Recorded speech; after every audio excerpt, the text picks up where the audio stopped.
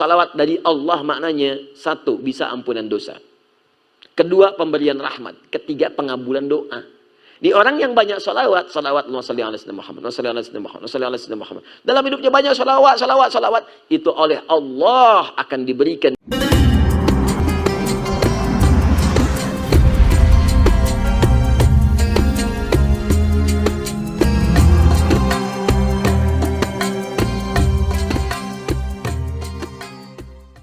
Assalamualaikum warahmatullahi wabarakatuh. Waalaikumsalam warahmatullahi wabarakatuh.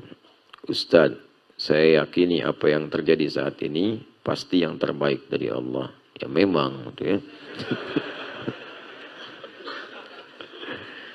Allah mustahil memberikan yang tidak baik, ya. Jadi semua yang baik-baik pasti dari Allah. Kalau ada yang kurang baik, itu bersumber dari perilaku kita. Jelas ya? Setiap saya putus asa, saya selalu yakin kepada Allah. Kalau yakin, nggak mungkin putus asa, Joni.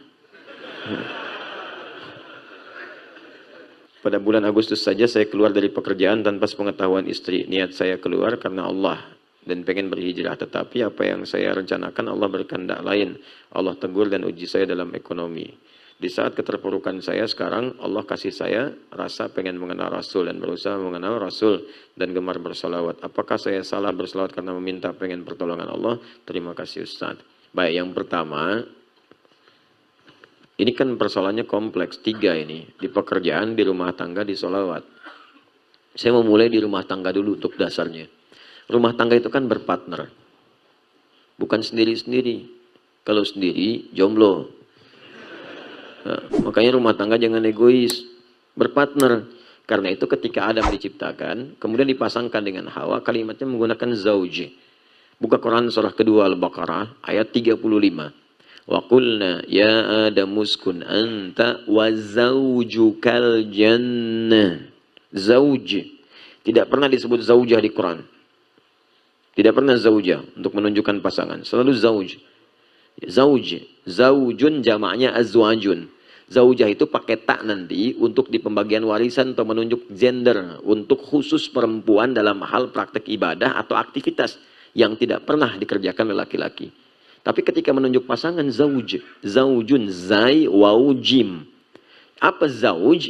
Zauj itu asalnya kata netral untuk menunjuk pada pasangan yang serasi, couple. Ya, makanya orang-orang Arab selalu mengatakan kalau ada pasangan serasi walaupun beda tapi melengkapi, itu disebut zauj. Wen zauj na'li. Kemana pasangan sendal saya? Ya, zauj. Nah, sendal itu alas kaki disebut zauj. Karena walaupun beda, itu menyempurnakan. Coba cek ya. Alas kaki sendal kanan dengan kiri sama enggak? Pasti beda. Cetakannya lain. Yang kanan dicetak untuk kaki kanan, yang kiri untuk kaki kiri. Bentuknya beda. Nggak percaya, keluar dari sini, pakai kanan, itu gunakan yang kiri alas kakinya. Yang kiri, pakai sama yang kanan. Silakan pakai, jalannya ngesot tuh. Ya, nggak akan lurus jalannya. Kenapa? Karena nggak akan enak. Tempatkan kanan di kanan, kiri di kiri, maka disebut zauj sempurna. Dan dalam jalan pun indah. Kaki kanan dengan kiri beda kan? Ya, dan nggak pernah egois. Ketika kanan di depan, kiri pasti di belakang. Ketika kiri ke depan, kanan menjadi tumpuan. Nggak pernah ada kanan ingin balapan dengan kiri. Nggak akan nyampe-nyampe. Nggak akan nyampe-nyampe. Gitu kan? Ya, kalau mau sama-sama lompat jadi pocong. Ya, contoh gitu kan. Jadi sesungguhnya zauj itu disebutkan kalimat yang saling melengkapi. Ya, bahasa tadi maksudnya canda gurauan gitu kan, orang yang tampak-tampak, jangan dipotong video saya. Ya, Adi Hidayat berbicara tentang pocong, kan? Bukan. Ya, jadi kanan lewat, kiri tunggu. Kiri lewat, kanan jadi topangan. Ya, jadi kalau kita kemudian kumpulkan semuanya, tarik ke dalam makna tadi. Di rumah tangga, itu harus berpartner.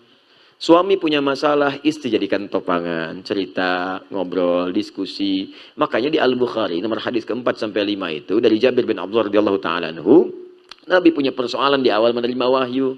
Pulang-pulang ke rumahnya, ya, melihat kemudian di pertengahan malaikat Jibril dalam rupa aslinya. Kan sering saya katakan hadis ini. Siang-siang turun setelah periode Iqra. Iqra sudah turun, semakin gemar bertahanus datang ke Gua Hira. Ya, begitu naik ke atas, nggak dapat apa-apa. Wahyu belum turun. Turun kemudian siang bolong. Siang kosong. Begitu turun, tiba-tiba ada panggilan Muhammad, Muhammad. Ya, nengok kanan kiri nggak ada orang, depan belakang kosong. Nengok ke atas penasaran. Makanya yaqudu bainas sama'i wal ardi, tiba-tiba ada sosok kayak duduk begini antara langit dan bumi. Ya diilustrasikan beginilah Anda keluar dari sini, dari masjid ini siang-siang jam 2. Ya tiba-tiba keluar ada panggilan, Cepi. Cepi gitu kan. Wah, nengok kanan kiri nggak ada orang, depan belakang kosong, ke atas makhluk jubah putih, rambut panjang manggil Cepi. Ya, Anda gimana kan? Faro'ibtu minhu, kata Nabi, saya tuh bulu kuduk saya naik. Khawatir, takut saya. Takut itu biasa, takut itu fitrah. Fitrah, takut dalam hal yang wajar. Ya, kalau nggak takut nggak wajar. Yang nggak boleh itu kalau kita takut kemudian teman-teman sekalian pada yang dilarang oleh Allah Subhanahu Wa Taala. Itu nggak boleh. Takut sholat, takut baca Quran, tapi berani bermaksiat. Nah itu nggak boleh. Tapi kalau takut-takut yang wajar itu sah hukumnya. Ya, dengar suara malam hari takut, dengar suara siang hari takut. Nah, dengar begitu sedang konsentrasi ada singa mengaum. Nggak takut, mustahil, pasti takut. Pasti takut. Apa? Ya udah selesai hidupnya. Ya. Sekarang Nabi Faro'ibtu minhu, saya khawatir takut bulu kuduk saya naik. Langsung kemudian pergi. Ya meninggalkan tempat itu tergesa-gesa sampai datang ke rumah. Ya mengucapkan salam, diketuk pintu, keluar Sayyidah Khadijah. Begitu melihat wajah istri, karena sering berpartner. Istri ngasih solusi, ada masalah, sampaikan, jadi pendamping yang setia. Jadi kalau seperti itu, ngelihat wajah aja udah tenang. Sama antum kalau ngelihat figur, ustadz tertentu, orang tertentu yang baik, punya aura, kan baru ngelihat aja udah tenang kan? Udah enak kan? Makanya dulu para ulama itu sering kali mendatangi ulama yang lain. Sebagian mengatakan kalau saya sedang ada futur nih, sedang gelisah, sedang gak enak, saya datangi majelis Imam Malik. Buat apa? Cuman mau ngelihat wajahnya aja Imam Malik, tenang hati saya. Itu saking hormatnya di antara para ustaz. Ngelihat fulan enak, datang majelis fulan, ngelihat, alhamdulillah tenang lagi, balik lagi. Ya, Masya Allah. Tapi kalau dalam pengajian jangan begitu, coba lihat tenang, balik lagi, ya kosong pengajian ya. Nah, ini contoh, lihat. Nah, itu seperti itu, tenang. Lihat Sayyidah Khadijah, saking partnernya tinggi, partnershipnya itu, ngelihat hilang setengah gelisahnya.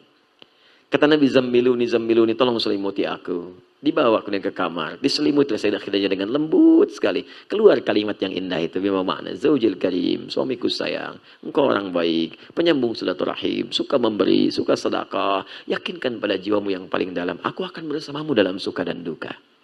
Berpartner.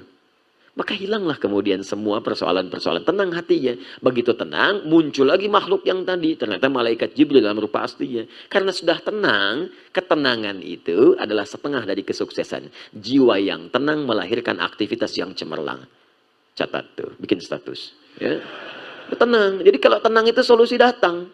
Datang, turunlah kemudian surat Al-Mudaththir itu. Ya ayyuhal mudaththir qum fa'anzir wa rabbaka fakabir. Itu asalnya begitu. Tapi rumus rumah tangganya, partnership yang baik, memberikan ketenangan dan memberi solusi. Jangan sembunyi-sembunyi. Ketika suami sedang ada di depan, kiri, istri jadi topangan. Istri di depan, suami topangan. Jadi kalau sedang punya persoalan, ngobrol, cerita. Jangan sendirian diselesaikan. Karena itu, ini nanti persoalan nggak merambat kemana-mana. Ketika di keluarga sudah tuntas, dibawa kemudian dasar itu ke pekerjaan, pekerjaan akan terasa ringan. Kalaupun mengambil keputusan, diskusi akan ringan juga. Tapi kalau antum tidak lakukan itu, pekerjaan bermasalah, diputuskan sendiri, nanti merembet ke keluarga. Merembet nantinya. Betapa banyak orang punya pekerjaan kemudian bermasalah, nggak cerita ke rumahnya, beli sepeda Brompton, nggak cerita. Bilangnya 5 juta, tahu-tahu 35 juta. Ketahuan istri, marah, kan ribut, semua diungkap. Pak, dulu juga listrik begitu, listrik yang kena. Yang lain kena, semua kena. Makanya cerita, ngobrol. Termasuk ini punya masalah di pekerjaan, mau keluar, apa motivasinya?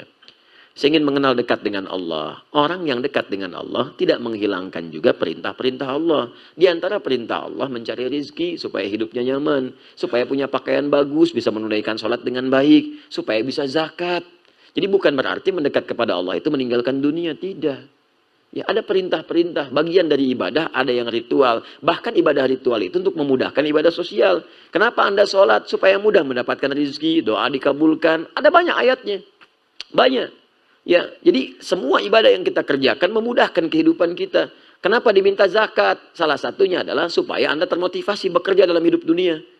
Kan nggak mungkin zakat kalau nggak ada uangnya. Zakat itu 2,5%. Cita-cita dengan zakat Anda, pengen zakat berapa? Ya Allah, saya pengen zakat 25 juta. Insya Allah di bulan ini saya pengen zakat 25 juta. Artinya Anda dituntut termotivasi bekerja. Supaya dapat 25 juta. 2,5%. 25 juta itu 2,5% dari berapa? 1 miliar. Artinya kalau dapat 1 miliar, zakatnya 25 juta. Ya, kalau 100 juta, 2,5 juta. Ya, kalau 10 juta, ya 250.000. Ya, kalau 1 juta, ya 2.500. Kalau 100.000, ya pikirin sendiri, 250 rupiah. Ya nggak apa-apa, tergantung Anda mau targetnya berapa. Kejar, ikhtiar. Begitu keluar tenaga, rizki turun. Rizki itu gampang rumusnya. Kalau Anda baca Quran, amalkan dengan benar. Hidup nggak susah. Kata Allah, kamu bergerak, saya turunkan. Rizki udah saya atur. Quran surah ke-51 ayat 22, ayat ke-22.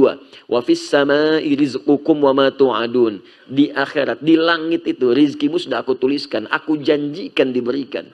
Saya katakan kalau Allah sudah berjanji pasti ditepati. Quran surah ketiga ayat 9. Innallaha la yukhliful mi'ad. Allah gak mungkin mengingkari janjinya. Kalau manusia, sudahlah. Ya, dia berjanji, dia yang mengingkari. Ya, silakan. Kau yang memulai, kau yang mengakhiri. Kau yang berjanji, kau yang mengingkari. Tapi kalau Allah tidak, wal awal wal akhir. Dia awal dan akhir. Berjanji menepati, nggak pernah mengingkari. Makanya ketika Allah katakan, saya sudah kumpulkan, saya sudah tetapkan rizki, aku tuliskan di langit, aku atur sesuai kebutuhanmu. Walladzi qaddara fahada. Ditetapkan, diberi petunjuk. Dan bukan cuma menetapkan, diberi petunjuk, begini cara mendapatkannya. Dikasih.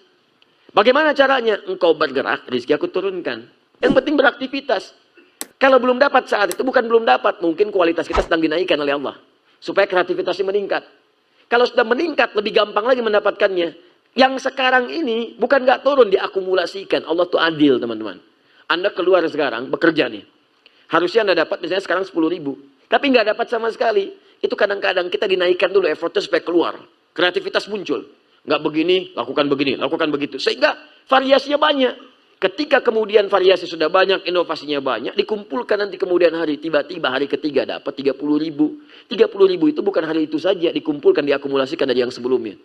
Itu dasar untuk mendapatkan 300.000, 3 juta, 30 juta, 300 juta, 3 miliar, dikumpulkan. Di ketika Anda sudah mendapatkan banyak inovasi, beragam yang hebat, kemampuan yang banyak, lebih mudah mendapatinya. Bergerak.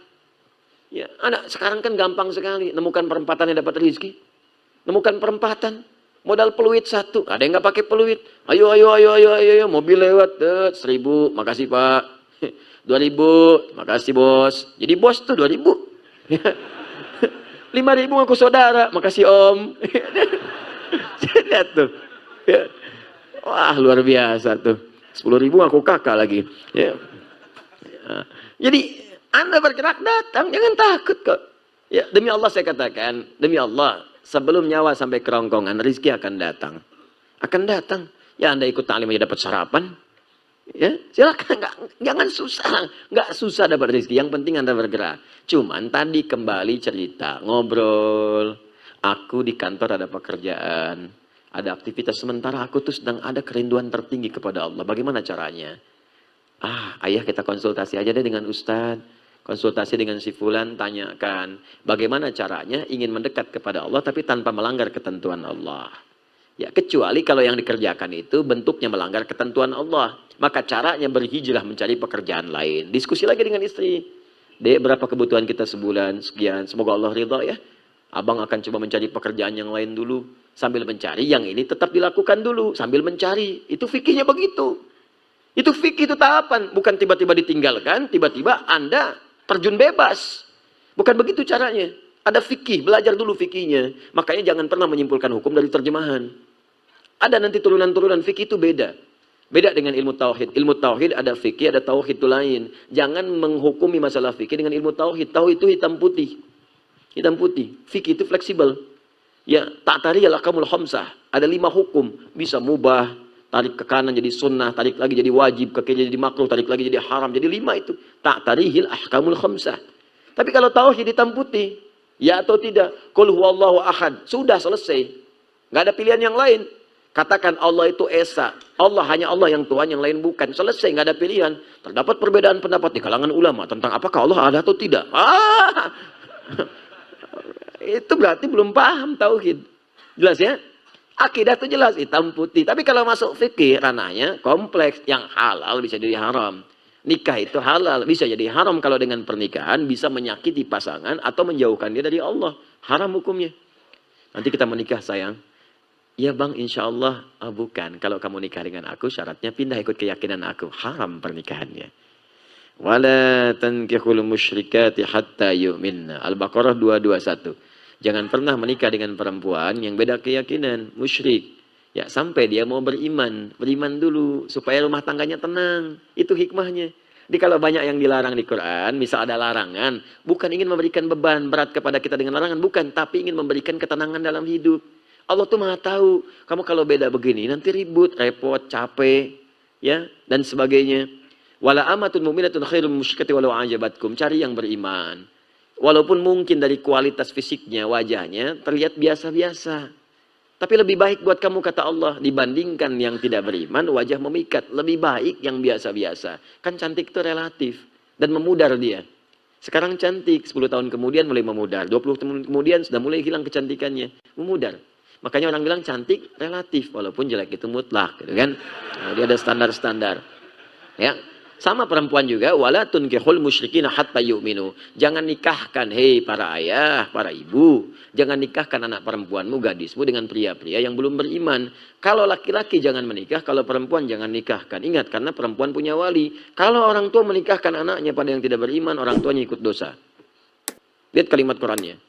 Nah, maka di sini partnership penting, diskusi, ngobrol, konsultasi. Nah, oleh karena itu dari sini cari pekerjaan yang baik sambil berusaha meninggalkan yang ini.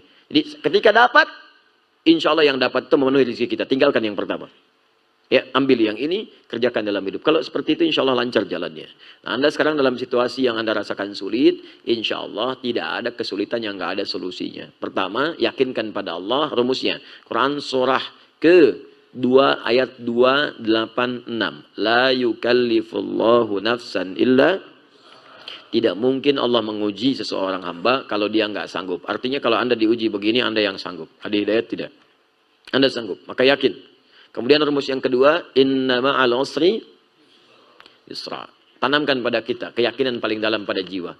Kata Allah, setiap kamu punya masalah, pertama optimis dulu, pasti ada solusinya. Jadi kalau di psikologi ucapkan, ini selesai nih, pasti ada solusi. Ada masalah di rumah tangga, insya Allah selesai. Ada masalah di kantor, insya Allah selesai. Nah itu secara psikologis, membantu kita lebih optimis. Makanya ayat ini disebut al-insyirah, lapang hati. Di orang yang optimis itu lapang jiwanya. Ya alam nashrah, laka sadrak, wa wada'na anka wizrak, alladhi anqadha dhahrak, wa rafa'na laka dzikrak. Kata Allah Muhammad, lapangkan hatimu. Lapangkan. Makanya kalau lapang, seberat apapun beban, itu akan terasa ringan. Termasuk beban yang membuat pundakmu berat. Seperti angkat berat kan. Ya, angkat beban, itu begitu diangkat kan semua berat. Ya dari kepala. Makanya ketika barbelnya diangkat, wajahnya merah. Ya kan, kakinya jitan, tangannya susah. Semua berat. Itu dilukiskan kata Quran, ada orang yang akan menanggung beban kehidupan, saking beratnya, dari kepala pusing sampai kaki lunglai. Tapi kalau hatinya lapang, itu akan terasa ringan. Ringan. Kata Allah, ingat, bukankah dulu aku berikan yang baik-baik. Jadi kalau sedang ingat susah, ingat yang senangnya. Coba hidup kita itu, daripada susahnya kan lama senangnya. Ya kan? Coba kalau diingat lama senangnya. Kalau seperti itu, ingat ringan hidup kita itu. Ringan. Nah kemudian setelah itu cari wasilah untuk bisa mengentaskan solusi. Wasilah pertama adalah mendekat kepada Allah. Bagaimana caranya? Dengan meningkatkan ibadah. Takwa tadi. Wa may yattaqillaha yaj'al lahu makhraja wa yarzuqhu min haitsu la yahtasib. Quran surah 65 di akhir ayat kedua, di awal ayat ketiga. Kata Allah, tingkatkan takwamu kepada Allah. Dengan meningkatkan takwa itu akan diringankan persoalanmu, rizkimu. Anda mengatakan saya sedang punya masalah ekonomi. Rizki masalahnya. Kata Allah, aku limpahkan rizki bahkan dari rizki yang tidak engkau duga. Bagaimana caranya? Tingkatkan takwa. Cari kalimat takwa di Quran. Banyak takwa itu. Puasa bagian dari takwa. Ya ayyuhalladzina amanu kutiba alaikumusiyam kama kutiba alal ladzina min qablikum la'allakum tattaqun. Al-Baqarah 183. Salat bagian dari takwa. Zikir bagian dari takwa. Tahajud, cari semua jenis salat. Mulai sekarang yang tadinya salat fardu tambah tahajud. Tambah duha, tambah syuruknya, tambah rawatibnya, tingkatkan sholatnya. Demi Allah saya katakan, kalau Allah berjanji pasti ditepati. Kerjakan aja, nanti lihat apa yang terjadi pada diri Anda. Silakan kerjakan. Sholawat, itu bagian dari takwa. Sholawat. Man shalla alayya salatan wahida, sallallahu alaihi asyra salawat. Siapa yang sholawat kepadaku, kata Nabi, sekali, maka Allah akan membalasnya dengan 10 kali. Ya. Salawat pada Nabi. Memuji Nabi, muliakan Nabi, salawat. Salawat itu tanpa putus. Maksudnya kalaupun Nabinya wafat, salawat tetap terjadi. Makanya dalam salat kita salawat. Silakan dalam salat kan salawat kan. Allahumma sholli ala Muhammad wa ala ali Muhammad. Itu salawat. Jadi ketika kita sedang bersalawat, Allah berikan salawat. Salawat kita kepada Nabi, itu beda dengan salawat Allah kepada kita. Awas, salawat maknanya dari Allah itu, salawat dari Allah maknanya satu, bisa ampunan dosa. Kedua, pemberian rahmat. Ketiga, pengabulan doa. Di orang yang banyak salawat, salawat Allahumma sholli ala sayyidina Muhammad, wa sholli ala sayyidina Muhammad, wa sholli ala sayyidina Muhammad. Dalam hidupnya banyak salawat, salawat, salawat. Itu oleh Allah akan diberikan kemudian penjagaan-penjagaan. Ya, diampuni dosa artinya dijaga dari maksiat. Diberikan rahmat, dijaga dari yang mengganggu. Ahli salawat. Makanya itu bagian dari wasilah. Quran surah ke-5 ayat 35. Ya ayyuhalladzina amanu ittaqullah. Ya orang-orang beriman bertakwa kepada Allah. Wabtaghu ilaihil wasilah. Cari wasilah. Tawassul. Untuk mengentaskan persoalanmu. Dengan doa, dengan sholawat, dengan sholat, dengan macam-macam. Dan sholawat itu jamaah dari kata sholat. Jamaah dari kata sholat. Makanya saat Anda haji ada bus sholawat. Bis sholawat. Bis sholawat itu jamaah dari kata sholat. Maksudnya bis yang mengantarkan Anda untuk sholat ke Masjidil Haram. Bukan bisnya sholawat. Masuk situ bisa sholawat. Allahumma sholli ala sayyidina Muhammad. Bukan. Ngantarin Anda sholat. Ya, jelas ya. Jadi kalau Anda ingin sholawat silahkan. Ya, kemudian setelah itu sholat. Sholatnya kalau bisa jamaah ke masjid, cari, terus kenalan dengan teman-teman, ya diskusi, mungkin di situ akan bertemu dengan solusi Anda, insya Allah. Kami berdoa semoga Allah memuliakan Anda dan memberikan kemudahan dalam persoalan Anda, insya Allah.